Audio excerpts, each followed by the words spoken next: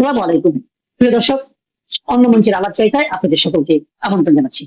UCC বা uniform civil code বা অভিন্ন দেওয়ানি বিধি নিয়ে ভারতের রাজনীতি বর্তমানে বেশ উত্তপ্ত। পশ্চিমবঙ্গ নির্বাচনের প্রচারে বারবার প্রসঙ্গটি তুলেছেন প্রধানমন্ত্রী, স্বরাষ্ট্রমন্ত্রী, উত্তরপ্রদেশের মুখ্যমন্ত্রী এবং অন্যান্য কেন্দ্রীয় নেতারা। ইউসিসি বা ইউনিফর্ম সিভিল কোড চালু করা এবার বিজেপির পরবর্তী টার্গেট। উত্তরাখণ্ড রাজ্যে ইতিমধ্যে ইউসিসি আইন লাগু হয়ে গেছে। সারা ভারতে ইউসিসি চালু করার জন্য ল কমিশন যুদ্ধকালীন তৎপরতা নিয়ে কাজ করছে। এসআইআর এর বিরুদ্ধে মমতা ব্যানার্জির সরকার আদা জল খেয়ে লড়াইয়ে নেমেও এসআইআর আটকাতে পারেনি। মমতা এখন অতীত, রাজ্যে শুভেন্দু অধিকারীর বিজেপি সরকার। এই সরকারের সামনে একের পর এক অনেক জ্বলন্ত ইস্যু, যেমন অনুপ্রবেশকারীদের বাংলাদেশে পুশ ইন করা, তারপর সংশোধিত নাগরিকত্ব আইনের অধীনে যারা যোগ্য তাদের নাগরিকত্ব দেয়া, জাতীয় নাগরিক পঞ্জি বা এনআরসি তৈরি ইত্যাদি। এরই মধ্যে উঠে এসেছে পশ্চিমবঙ্গের বিশেষ পরিস্থিতি বিচার করে উত্তরাখণ্ডের মতো এই রাজ্যেও সারা ভারতে লাগু করার আগে আলাদা করে ইউনিফর্ম সিভিল কোড লাগু করা যায় কিনা পশ্চিমবঙ্গে সেই সম্ভাবনা খতিয়ে দেখা শুরু হয়েছে বলে বিশেষ সূত্র থেকে সংবাদ পেয়েছি। এর কারণ মমতার ধর্মীয় তুষ্টিকরণের রাজনীতি বা সহজ কথায় দুধেল গাই থিওরি বড় ঘা খেয়েছে এই ভোটে। এই সময় বাজার লোহা গরম থাকতে থাকতে ইউসিসি আইন আনলে একটা মাইলস্টোন পেরোনো যাবে। খুব একটা অসুবিধাও নেই, কারণ সামনে তো আছেই উত্তরাখণ্ড মডেল। এই প্রেক্ষিতে ইউসিসি জিনিসটা কি, একেবারে সহজ ভাষায় সেটা নিয়ে একটু আলোচনা করি। প্রথমে বলি বিজেপি কেন এই বিষয়টি সামনে আনছে, গুরুত্ব দিচ্ছে, তার পেছনে আদর্শগত, আইনি এবং কৌশলগত কি কারণ রয়েছে। দীর্ঘদিনের আদর্শগত প্রতিশ্রুতি বিজেপির তিনটি প্রধান স্তম্ভ প্রতিশ্রুতির। 1 নম্বর ছিল অযোধ্যায় রাম মন্দির নির্মাণ, 2 নম্বর কাশ্মীর থেকে 370 ধারা বিলোপ, 3 নম্বর সারা দেশে অভিন্ন দেওয়ানি বিধি বা ইউসিসি চালু করা। প্রথম দুটি কাজ হয়ে গেছে, এখন তৃতীয় লক্ষ্যটি পূরণ করার পালা। এটি বিজেপির পক্ষ থেকে দেশকে দেয়া একটা পুরনো প্রতিশ্রুতি। শুধু যে বিজেপির প্রতিশ্রুতি নয়, এটা সুপ্রিম কোর্টের অ্যাডভাইসও বটে। সুপ্রিম কোর্ট বিভিন্ন সময়ে, যেমন শাহবানু মামলা বা সরলা মুদগল মামলা, সেখানে জানিয়েছে যে সংবিধানের 44 নম্বর অনুচ্ছেদ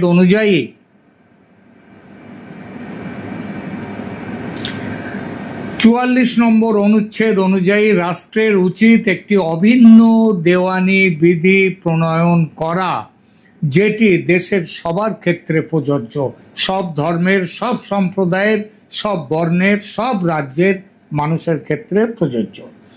এছাড়া আর কি এর উদ্দেশ্য? লিঙ্গ বৈষম্য দূর করা ও নারীর অধিকার রক্ষা। বর্তমানে বিভিন্ন ধর্মের, এখানে আরো পরিষ্কার করে বলি, অনেকেই মনে করেন ইউসিসি বোধহয় মুসলমানদের উদ্দেশ্য করে করা হচ্ছে, তা নয়। এটা শুধু ইসলাম নয়, হিন্দু সহ অন্যান্য ধর্মেও তাদেরও নিজস্ব আইন আছে, পার্সোনাল ল আছে। আর সেই ল থাকায় বিবাহ বিচ্ছেদ বা উত্তরাধিকারের ক্ষেত্রে নারীরা সমান অধিকার পান না। ইউসিসি চালু হলে ধর্ম নির্বিশেষে দেশের সমস্ত নারী সমান আইনি সুরক্ষা পাবেন। তাই মূলত লিঙ্গ নিরপেক্ষ ন্যায় বিচারের স্বার্থে এই দাবি। এবার আসি পশ্চিমবঙ্গের বিশেষ প্রেক্ষাপট সেই বিষয়ে। পশ্চিমবঙ্গে নির্বাচনের পর বা তার আগে বিজেপি বারবার ইউসিসির প্রসঙ্গ টেনে যে আনছে তার নির্দিষ্ট রাজনৈতিক লক্ষ্য রয়েছে। প্রথমত জাতীয় সংহতির বার্তা। বিজেপি এক দেশ এক আইন এই জাতীয়তাবাদী ধারণাকে পশ্চিমবঙ্গে এবং সারা দেশে তুলে ধরতে চায়। আলাদা আলাদা ধর্মীয় আইন জাতীয় সংহতির পথে বাধা, এটা বিজেপির বিশ্বাস। দেশের মানুষকে সেই বিশ্বাসের অংশীদার করতে চায়। পশ্চিমবঙ্গে তৃণমূল কংগ্রেসের তোষণ রাজনীতির পাল্টা হিসেবে নির্বাচনের আগে বিজেপি ইউসিসিকে ব্যবহার করেছে তুষ্টিকরণের রাজনীতির বিরুদ্ধে। বিজেপির বক্তব্য আইন সবার জন্য সমান হওয়া উচিত, কোনো বিশেষ সম্প্রদায়ের জন্য আলাদা নয়। পশ্চিমবঙ্গে হয়তো সেটা মুসলিমদের ক্ষেত্রে তারা মনে করছে তাদের জন্য করা, কিন্তু ভারতের অন্যান্য অনেক রাজ্যে হিন্দুদের নানা রকম আইন রয়েছে, উত্তরাধিকার আইন তো বিশেষ করে। উত্তরাখণ্ডে ইতিমধ্যে ইউসিসি বিল পাশ হয়েছে। বাংলায় পশ্চিমবঙ্গ বা অন্যান্য রাজ্যেও এই মডেলের কথা বলে বিজেপি বোঝাতে চায় যে তারা তাদের ইস্তেহার বাস্তবায়নে দৃঢ় প্রতিজ্ঞ। এবং বর্তমানে ল কমিশন এই বিষয়ে বিভিন্ন ধর্মীয় সংগঠন এবং সাধারণ মানুষের সাথে আলাপ আলোচনা করে তারা বিষয়টিকে দেখছে যাতে একটা সারা দেশে ইউসিসি নিয়ে আসা যায়। এই হচ্ছে ইউসিসির প্রেক্ষাপট। এবার খুব সহজ ভাষায় বলি, ইউসিসির পক্ষে ও বিপক্ষে যারা বলছেন তাদের বক্তব্যের কতটা গ্রহণযোগ্যতা। ইউসিসি মানে কি? খুব সহজ ভাষায় আবার বলি, বিয়ে, তালাক, উত্তরাধিকার, দত্তক নেওয়া, সম্পত্তি বন্টনের মতো ব্যক্তিগত বিষয়ে ধর্মভেদে আলাদা আইন না থেকে সবার জন্যে, হিন্দু, মুসলিম, পার্সি, খ্রিস্টান, বৌদ্ধ, শিখ সবার জন্যে একটাই সাধারণ দেওয়ানি আইন থাকবে। এটাই এই আইনের মূল উদ্দেশ্য। ইউসিসির পক্ষে যেসব গুরুত্বপূর্ণ যুক্তি আছে সেগুলো বলি, কারণ কোনো বড় আইনি পরিবর্তনকে বোঝানোর সবচেয়ে, এরপরে আমরা বলবো তার বিরুদ্ধের কথা, সব ভালো উপায় হচ্ছে একটা আইনকে বোঝার যে দুই দিকে দেখা, তারপরেই সিদ্ধান্ত নেওয়া। ভারতে এই পার্সোনাল ল অনেক ক্ষেত্রে ধর্মভিত্তিক।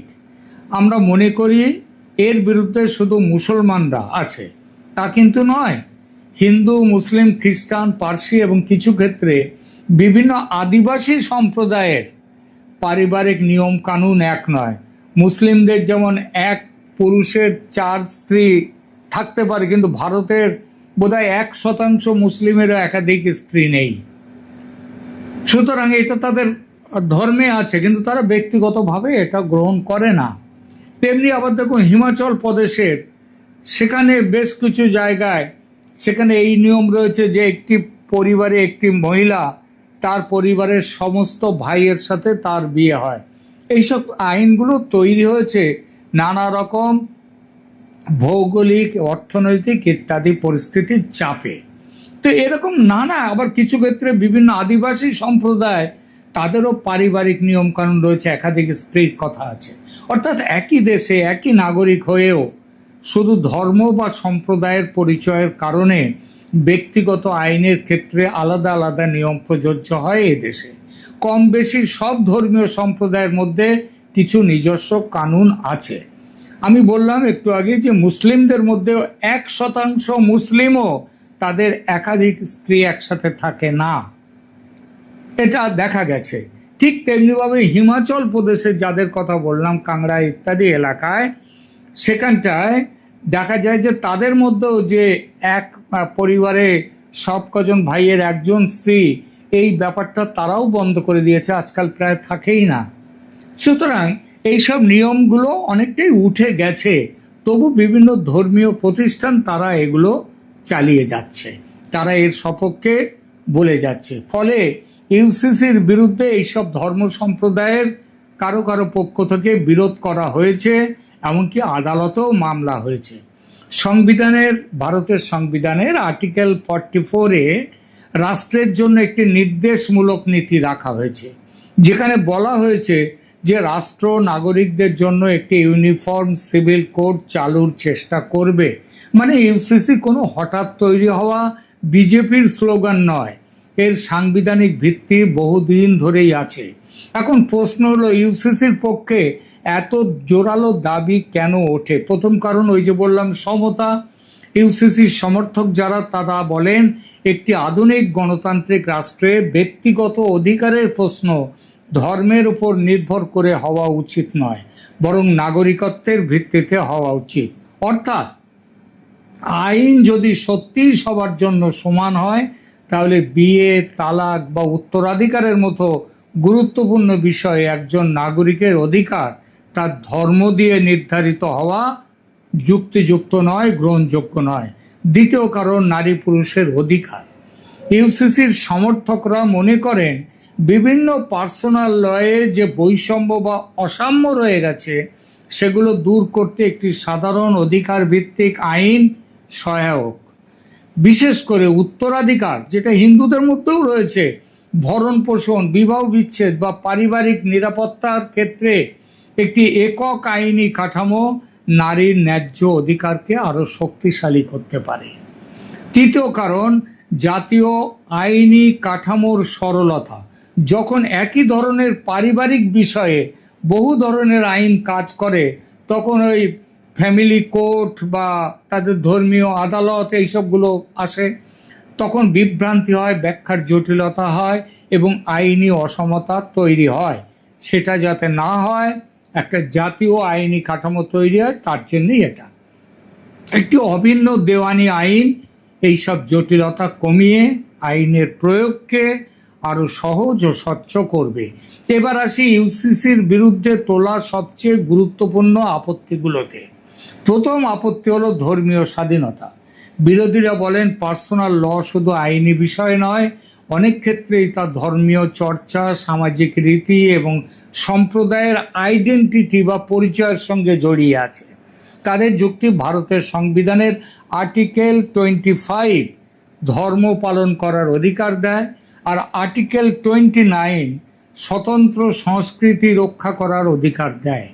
তাই একক আইন চাপিয়ে দিলে সংখ্যালঘু সম্প্রদায়ের নিজস্ব রীতি ক্ষতিগ্রস্ত হতে পারে। এই আপত্তির ভাষা যত না সাধারণ মুসলমানদের, তার চেয়ে বহুগুণ বেশি করে তাদের ধর্মীয় সংগঠনগুলো, কারণ তারা একটা বিরোধকে জিইয়ে রেখে দিতে চায় এবং জাতীয় সংহতির বিরুদ্ধে কাজ করতে চায়।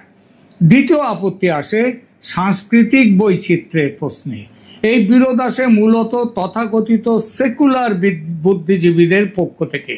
তারা বলেন, ভারত এমন একটি দেশ যেখানে একাধিক ধর্ম, ভাষা, জাতিগত গোষ্ঠী ও প্রথা একসঙ্গে সহাবস্থান করে।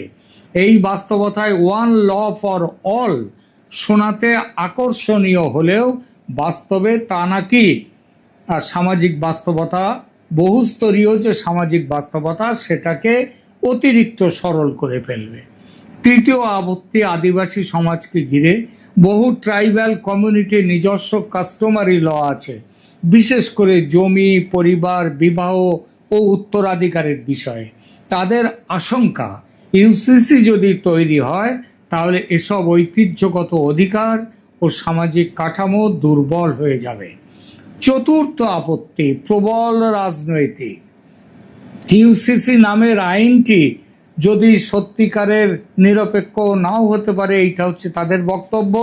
তারা বলবে হিন্দুর আইন মুসলমানের ওপরে চাপিয়ে দেওয়া হচ্ছে, এইগুলো বলবে। সেই জন্যে তারা এর বিরুদ্ধে আপত্তি তোলে। এইসব আপত্তিকে হালকা করে দেখার সুযোগ নেই, কারণ আইন শুধু কাগজে লেখা নিয়ম নয়, মানুষের আস্থা ছাড়া কোনো আইন বৈধতা পায় না। আবার এটাও ঠিক, মানুষের আস্থা তার মর্যাদা দেওয়ার আড়ালে অন্যায় আবদার মেনে নেওয়া যায় না। তাহলে আসল প্রশ্ন, এত আপত্তি থাকার পরও ইউসিসির পক্ষে দাঁড়ানো উচিত কেন? কেন সুপ্রিম কোর্ট সেই রাজীব গান্ধীর আমলের শাহবানু মামলা থেকে বলে আসছে এই আইনের কথা? কারণ রাষ্ট্রের কাছে একজন মানুষের প্রথম পরিচয় হওয়া উচিত নাগরিক হিসেবে আগে সে ভারতীয়, সে হিন্দু না মুসলিম না খ্রিস্টান না পার্সি না বৌদ্ধ না শিখ, সেটা পরের ব্যাপার। একটি ধর্মীয় গোষ্ঠীর সদস্য হিসেবে তার পরিচয় নয়। যখন বিয়ে, তালাক, উত্তরাধিকার বা দত্তকের মতো বিষয় মানুষের মৌলিক জীবনকে প্রভাবিত করে, তখন সেখানে ন্যায্যতা, সমতা এবং সাংবিধানিক অধিকারী হওয়া উচিত চূড়ান্ত মাপকাঠি। আমাদের সংবিধানের আর্টিকেল 44-এ ইউনিফর্ম সিভিল কোডের ধারণা রাখা হয়েছিল এই কারণে, একটি আধুনিক নাগরিক কাঠামো গড়ে তোলার জন্য। ইউসিসির সমর্থন মানে এই নয় যে ভারতের বৈচিত্র্য মুছে ফেলো, বরং এর মানে এটাই যে ধর্মীয় পরিচয় থাকবে, সাংস্কৃতিক বৈচিত্র্য থাকবে, কিন্তু নাগরিক অধিকারের প্রশ্নে কোনো বৈষম্য থাকবে না।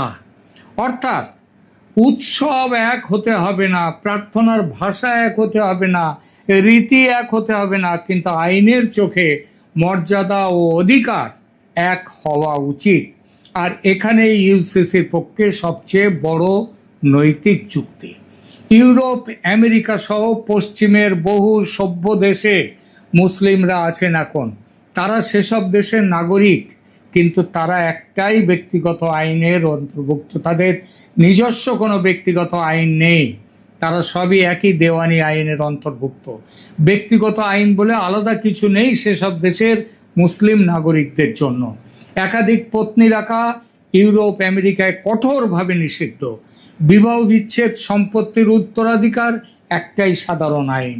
সেখানকার মুসলিমরা সে আইন মেনেই আছেন এবং ভবিষ্যতেও থাকবেন। আর ভারতের যে তথাকথিত সেকুলার বুদ্ধিজীবী, রাজনৈতিক ও ধর্মীয় নেতারা ইউসিসির বিরোধিতা করেন, তারা কিন্তু পাশ্চাত্যের কমন সিভিল কোডের বিরুদ্ধে কথা ভুলেও বলেন না। কিন্তু ভারতে তাদের বিপরীত অবস্থান। এর পেছনে আছে যত না ধর্মীয় ঐতিহ্য রক্ষা করা, তার বহুগুণ বেশি আছে ভূ রাজনীতি। ভারতকে ধর্মের আবরণে বিচ্ছিন্ন করে রাখার চক্রান্ত। তারা চান যেন জাতীয় ঐক্য গড়ে না ওঠে, ভারত দুর্বল থাকুক, এটাই চান তারা। আর বিজেপি ভারতকে সবল করতে চাইছে। সুতরাং বিজেপির এই ইউসিসির বিরোধিতা, 370 ধারার বিরোধিতা, এইগুলো তারা করে এসছেন। তাই শেষ কথা হলো, ইউসিসির বিরোধীদের সব কথা আপাতভাবে ভুল নাও মনে হতে পারে। তাদের কিছু উদ্বেগ ঐতিহ্য রীতিনীতির দিক দিয়ে অংশত বাস্তব হতেই পারে, কিন্তু সেই উদ্বেগের কারণে সমতার প্রশ্ন থেকে পিছিয়ে যাওয়াটা কোনো সমাধান নয়, হতে পারে না। ভারতের মতো গণতন্ত্রে লক্ষ্য হওয়া উচিত বৈচিত্র্যকে সম্মান করা, কিন্তু নাগরিক অধিকারে বৈষম্য না রেখে একটি ন্যায়সঙ্গত অভিন্ন দেওয়ানি আইন গড়ে তোলা। সোজা কথায় ইউসিসি হওয়া উচিত এক জাতি, এক নাগরিক মর্যাদা এবং সমান অধিকারের প্রকল্প। ধন্যবাদ।